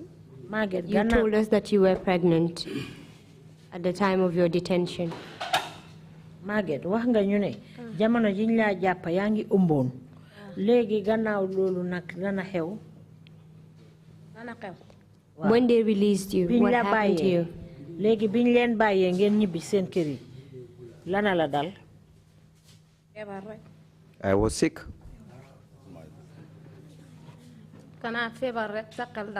I was sick. My mind was not steady. Up to today, our minds are not steady. All of the villagers who were arrested, we are not steady. We really suffered there. Up to today, we are suffering. And what happened to your pregnancy? Sa omba bobu no mujjé.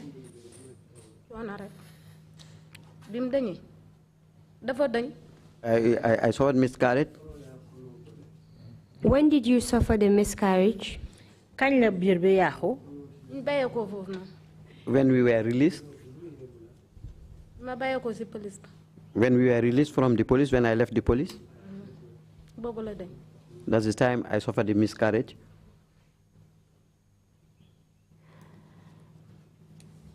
And can you tell us where exactly in between the period you were released and the period you suffered the miscarriage? Can you tell us how long it was? Digante biñ leen bàyyee ba nga ñibbi ak jamono ji nga xam ne ci la sa ëmb boobu yaaxu ñaata diir la tollu? Juróomi lan? ñaata lan? ñaata fan la wala ñaata weer wala? Ma bàyyee ko ci police ba. Waaw. Bi ma ñëwee sama biir bi dem metti rek. When I left the police station, when I came back home, that's the time I started suffering. That's the time I start suffering pain. You were 5 months gone. Juróomi weer nga ëmboon. The baby had already started forming in your womb. Bon doom ji nekkoon na doom ba pare ci sa biir bi. Were you taken to the hospital? Yóbbu nañ la lopitaan. Waaw bi mu dañee ci kër gi. Yes, when I suffered the miscarriage at in the compound there. Waaw ci kër gi laa xamee woon metti bi. That's the time I started this pain at the house. Bi mu jeexee. When it was done. Mu sonnal ma lool. When it was being severe, that's the time I went to the hospital, and I was treated, and I came back home. Thank you very much, Margaret. Jërëjëf Margaret. Fatou, can you tell us what happened to the other pregnant women? We already know about Ma'am Hadi and Margaret, and the one that lost the baby, the pregnancy, the one that miscarried during detention.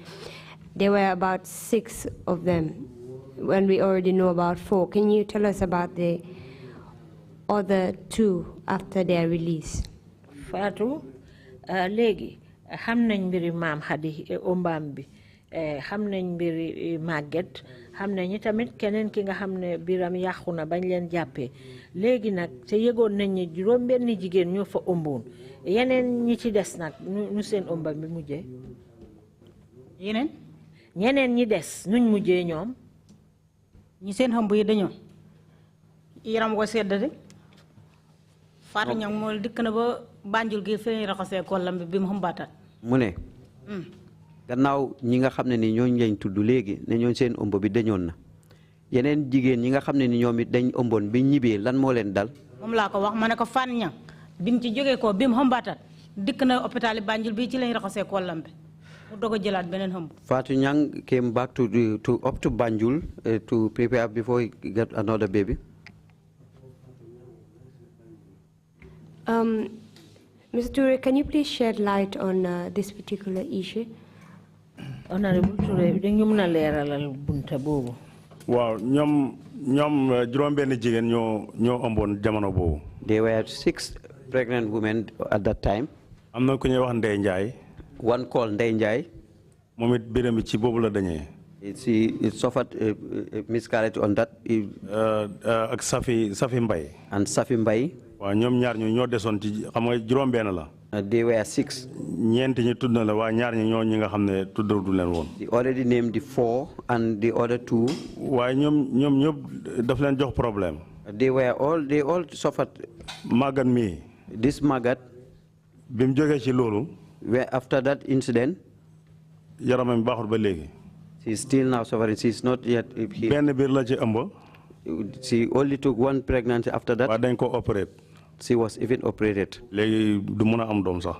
He cannot conceive any longer. loolu moo ko koosoon.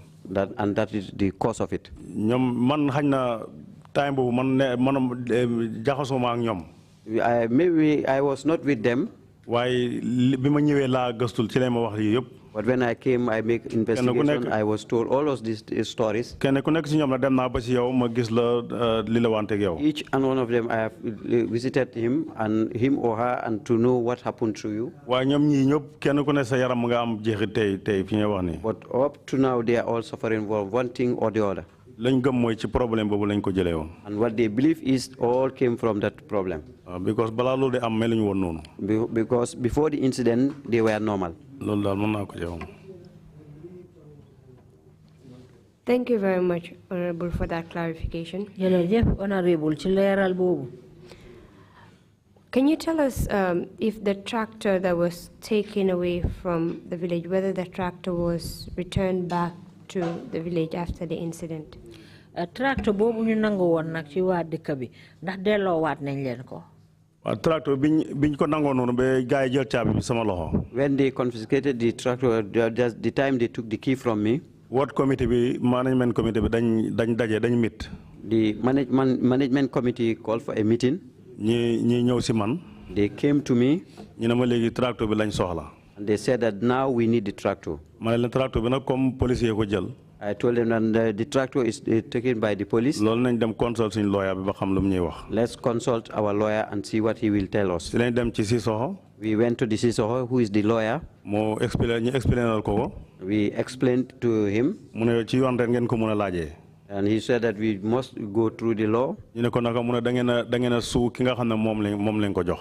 You have to sue the person that was given the tractor to. léegi nag mu advise leen ne. Then he advised them. da ngeen a jël Ousmane. You have to take Ousmane. ngeen jox ko lu ñuy wax power of attorney. Power of attorney. waaw mu represent leen. And he will represent you. mu laajal leen tractor bi. And he asked for the tractor on your behalf. gars yi d'accord si loolu. They agreed on that. mu bind statement foofu. And he wrote a statement there. gars yi sign ko. And they signed it. mu defar power of attorney bi ba pare jox ma autorité bi. He prepared the power of attorney and it was given to me. Were you successful in your suit that you filed against the individual that had custody of your tractor? Ndax amoon ngeen ko ni ngeen ko buggee gannaaw boo xamee ne kalaame woon ngeen ki nga xam ne moom ngeen joxoon tractor bi.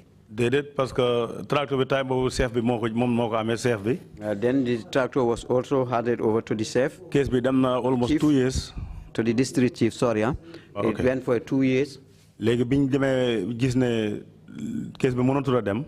Then when they know that the case cannot continue, si leen ko strike out ñu génnee ko. it was strike out. waaye li xew mooy. But what happened was, biñ demee ba si kanam suma lawyer bi si boppam. my lawyer myself. daf dee absent boppam ci court bi. He usually absent himself from the court. because last sitting bi mu ñëwoon. Because the last sitting he attended, daanaka defense sax su ma yeboo ne. he didn't even make any effort to defend. man maay wax. I was the one saying. There are certain points, if I want to raise it, he will tell me to keep quiet. Duma speculate. I'm not here to speculate anything or say something that is not been clear to me.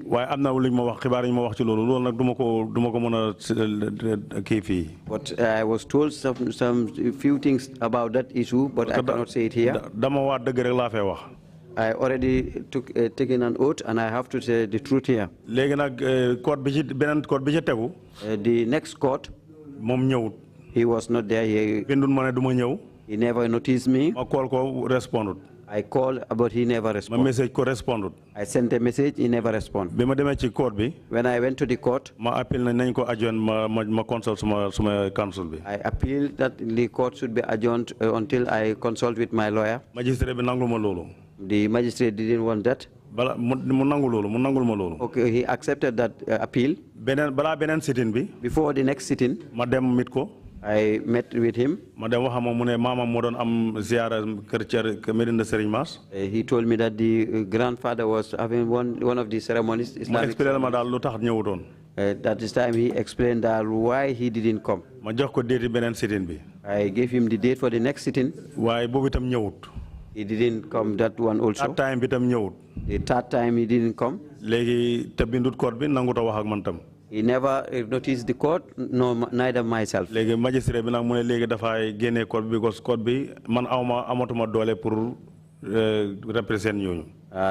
the magistrate said that he has to strike out the case. Evidence? He said that I don't have any power to represent them. I said to him that what is the evidence, because I have the power of autonomy. He pulled one of the, showed me one paper also. Tractor management committee. He told me that your tractor management committee. They are the one who wrote this paper and said that they didn't give you any power now. Chief a group Then I came to know that this chief, they are the one who manipulated some of them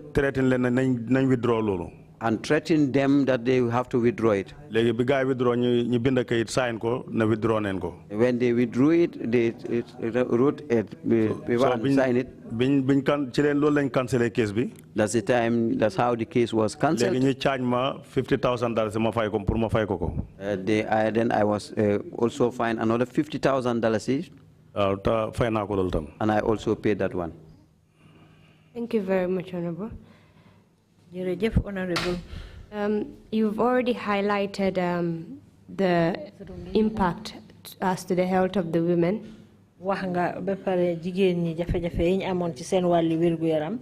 Fatu, I would like you to add on that the impact on this particular incident on you in particular.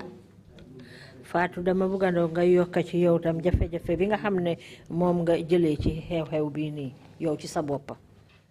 Man dal jafe-jafe bi bama ci joggé ba tay titange gi bawon ma sama yaram wi wét. From this incident till now I'm scared and I'm not feeling well also. Thank you very much to you all. And thank you for answering all of my questions. Mr. Chairman, the witnesses are yours now. Chairman, thank you very much, Counsel. Counsel. And thank you, witnesses, for coming to testify both yesterday and today before the Commission.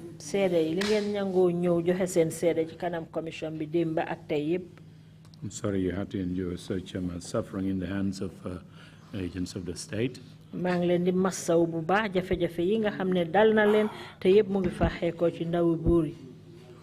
thank you again for your testimony. Commissioners, if you have questions, you may. Please, Commissioner Samba, you have the floor, please. Thank you very much, Chairman. Usman, Usman, this question is going to you. Send account be. Your account. When the time you started the account, opening the account,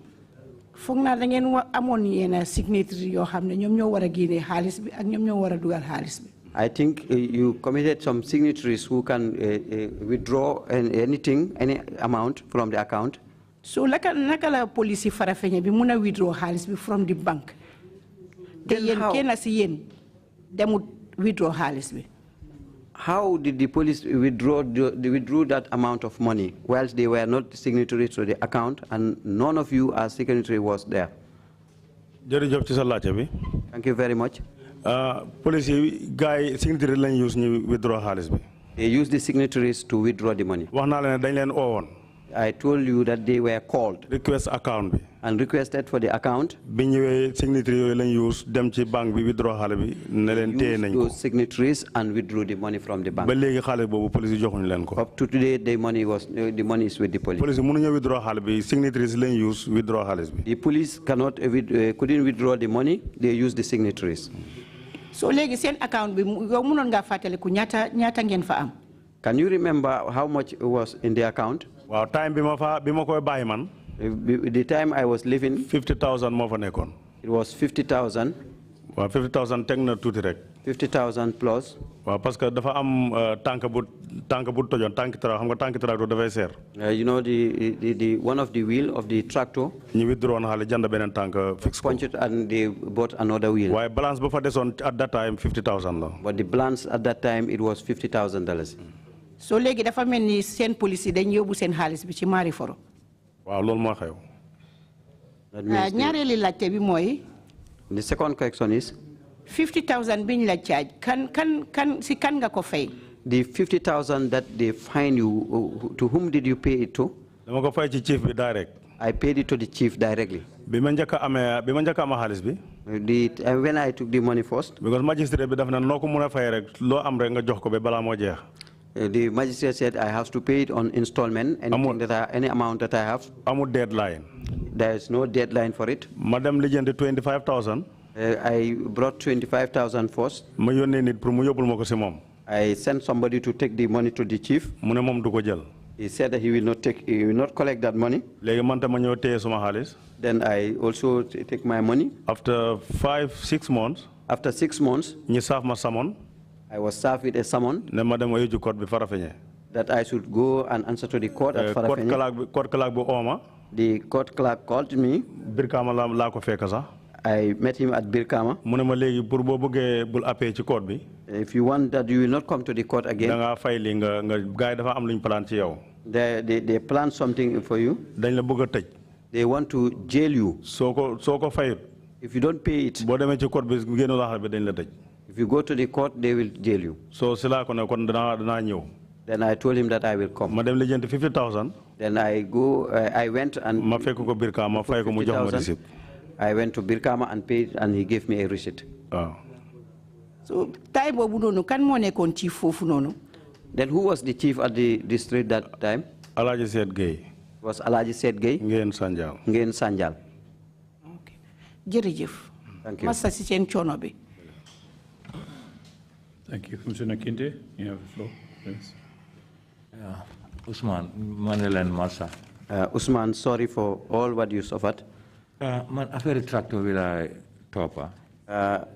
My questions will be about the tractor. Wangane guy jox nañ la power of attorney. You said that you were given power of attorney. Pour nga topa mbir mi. To make follow up. Ñoom seen bopp lañ pour ñu withdraw power of attorney bi. They called them to withdraw the power of attorney from you. Kon ñàkk nga doole pour topa ko. Then you already lost the power to follow it up. Waaye dama bëgg xam mbir tractor bi kon naka la mujjee tractor bi ci loxo ñan la mujjee. I want to know now how is this tractor now. Waaw bi loolu passé. After that. Gars yi dañ ñëwaat ci man what committee bi. The what committee came back to me. ñu ne léegi dañ bëgg nga dimbale ñu mën a jot ci tractor bi. They said we want you to help me to get the tractor back. Tractor bi mu ngi ci loxo chief bi time boobu. The tractor was still with the chief. ma ne leen man du ma ci waxati dara bu ma ci kenn laal. I told them that I cannot involve in this. Because li ma doon def ward bi ñoo ma ko santoon ma doon ko def. Because what I was doing, it was assigned to me by the ward, and I was doing it. léegi ñu dem ba case bi fail ñi alamaan ma xaalis. Now the case failed, and I was fined with some amount of money. kenn benn dëkk génnewut fay budu na ma am pour nga def ko ci liñ war a fayee. And nobody contributed to the to pay the fine. Man maa génne suma xaalis maa xam nu ma ko amee ma fay suma xaalis. I know how I got that money and I pay it. Te man yéen a ma si dugaloon. And you people, you are the one who committed me to that. Kon man mënatuma duggal si loolu. And I cannot go back to it now. Lenn mun naa leen ko wax su ngeen ko defee. I can advise you one thing: if you do it, ngeen da ngeen ci jot. maybe you will get it back. ñu ne ma lan la. Which is? Man leen Ward Development Committee bi. The Ward Development Committee. Mooy committee bu mag bi. The whole big committee. Da ngeen a toog ngeen waxtaan ak councilor bi. You have to sit and chat with the councilor. Su ko defee ngeen dem ci chief na ko suñ tractor bi lañ soxla. Then you go to the chief and tell him that you need your tractor. So loolu biñ defee loolu. When they did that. ci leen chief na waaw da ngeen a def ndànk du ma la ko mën a jox yow as a councilor. That's the time the chief told them that I cannot give it to you, especially you as a councilor. Because ñoom bu ñu meeting rek councilor bi moom moo dem individual ne daf koy jël. Because after their meeting is the councilor who went individually to collect it. Chief na ko moomu la ko ward bee ko moom du ma la ko mën a jox. And the chief said that it's not his own, it's the committee, it's the ward. Noonu la demal mobilize at ward committee bi ñooñu dem as a delegation ci chief. He went back and mobilized the ward committee and they went back to the chief. Léegi bi mu demee nag ci la leen chief jox tractor bi. When they went, that's the time the chief handed over the tractor to them. Tractor bi mu ñëwee. But when the tractor came back, councilor bi tam moo ko amee woon. It was taken by the councilor also. Waaye moom dugalu ci woon kenn moom itam bi mu ko amee. He didn't involve anybody in that. Daf ko joxe feneen contract Sénégal la ko yóbbu sax muy liggéey. He even took it to Senegal for it to work there. Léegi xaalis bi mooy liggéey ward bi xamuñ ci dara. The money is made, proceed made from it. The ward will not know anything about it. Dem ne ba si biir sax ñëpp mujjee fa jaay tractor boobu noonu te ward bi xamuñ ci dara. At the end, he ended up selling the tractor, and the ward didn't know anything about it. Bi gaay yégee loolu. When they knew about that one, ñi ñëwaat ci man. They came back to me. Ma leen bu ma kenn waxi tractor. I told them that nobody talked to me about anything. Ngeen xam dem leen waaye bu ma ci nit dugal. Anywhere you are pleased with, but nobody xam naa topp nañ ko waaye léegi maslaa lañ ko def bàyyi nañ ko waaye bari yàggu rek last week sax am na ci ñoom ku ma wax ne ma xaalis bi dañ ci war a jot. And up to last week, somebody was even telling me that we have to. waaye man du ma dugal sama loxo ci loolu on this. But for me, I'm done with the tractor. That's what I know. The tractor is being sold. Why dama bëgg laaj parce que man xam naa mbiri tractor bu defee benn weer salaho bu fekkee yaaxut lu mu la mun a jox am naa ci xam-xam ndax tractor bi ñaata weer la def ci loxo chef bi. Waaw tractor bi daanaka am na ci loxoom 2 years. Spent 2 years with the chief. 2 years some months. 2 years some months. ñaari at boobu noonu ndax xam nga tractor bi mu ngi taxaw rek ndax wala dañ ko doon jëfandoo. Do you know whether the tractor was working or? Tractor bi time boobu mu ngi taxaw defu dara. dañ ko park rek benn place. It was just parked doing nothing. ñaari at yëpp dañ ko parkoon. Whole 2 years. jërëjëf. Thank you. Thank you very much. Imam C, you have the floor, please. Imam C, mola laaj léegi. Usman, jërëjëf waay ci leeral bi nga leeral ni. Usman, thank you very much for the clarification. Metti na torop fi nga jaar ak ñi ñu mujj jàmfa la. It's painful, all what you did with them, did they end up disappointing you? Li ma lay laaj mooy jafe-jafe yu amoon jigéen yi foofu naka sa waa kër itam sa njaboot. What I'm asking you, all those things what happened, how about your family, your immediate family? Well, man, time boobu man benn jabar laa am. Then I was with only one wife. Mu ngi am doom as time boobu. He was just delivered. She delivered just as baby boy. Suma mag jabaram moo ñëwoon doon ko jàppale ci kër gi. My brother's wife came and helped. Kooku sax bokk na ci ñu arrest moom itam. She was also even arrested at the end. Moom sax jëlee na ci moom it benn feebar ba léegi daf koy daaneel. She also got sick from that, from there up to now. Sama kër nag man kenn laa. My family, I am the only one. Waaye nit ñi dañ baax parce que even time bu ma fi nekkul.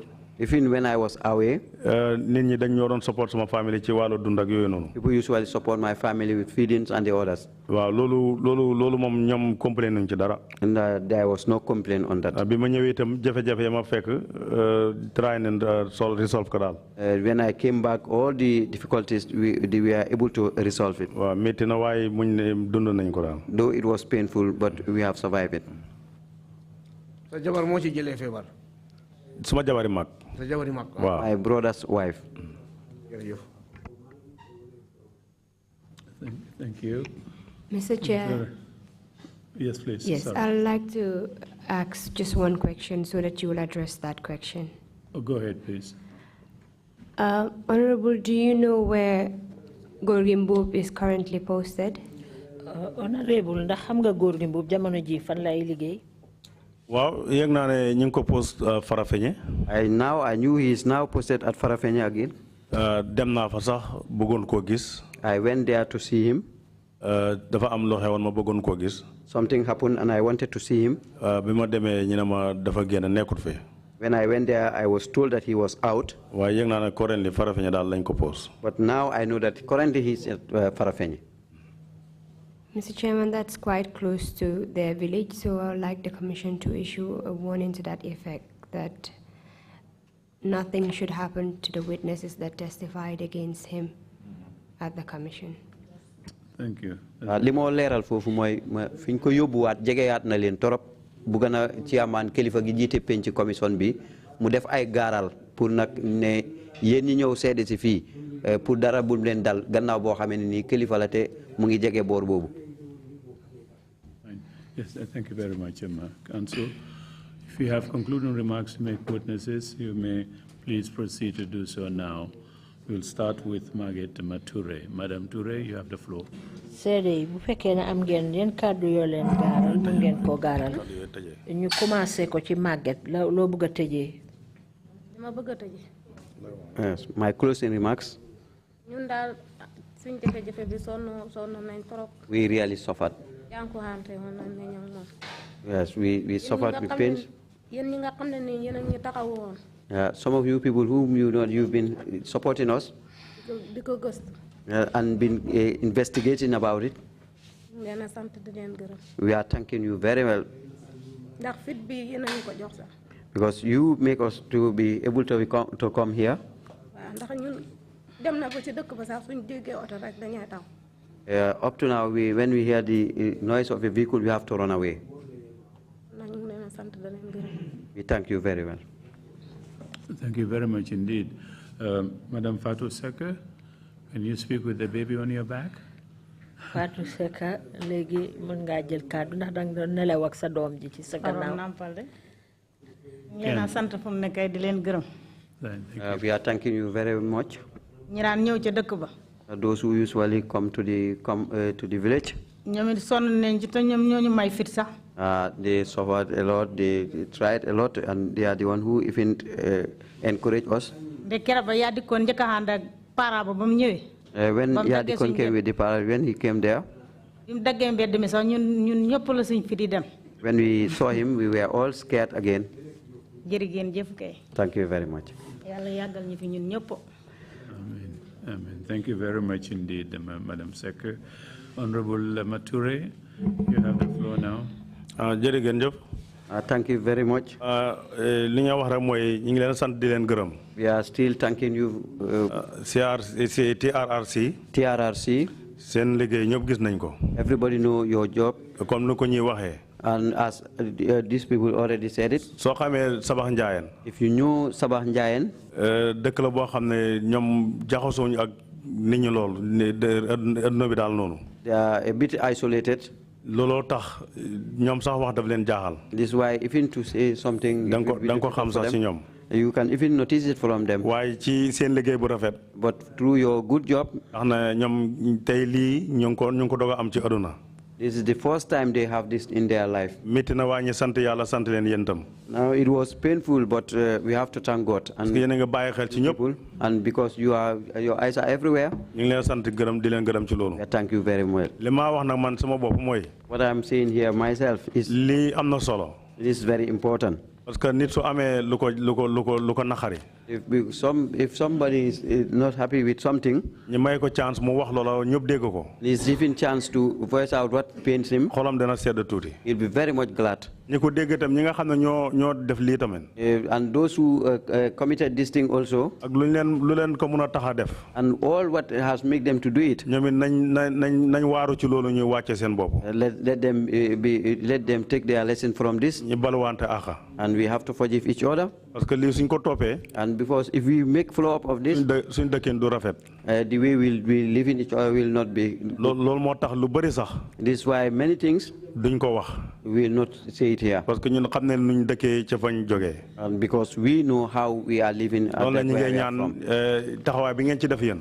We are praying that the good work that you people did. yàlla na ko nit ñi gis. May the people see it. yàlla rek moo am seen fay yàlla na leen yàlla fay. It's only God who can reward you people. May God reward you. jërë ngeen jëf. Thank you very much. Thank you very much indeed, Honorable Trrc, for your closing remarks.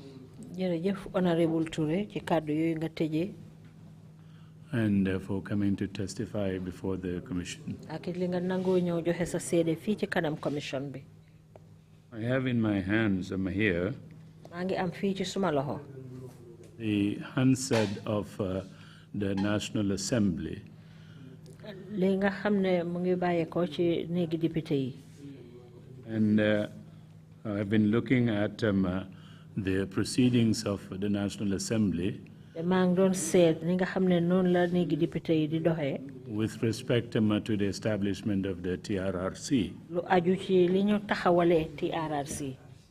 And you made a very eloquent intervention.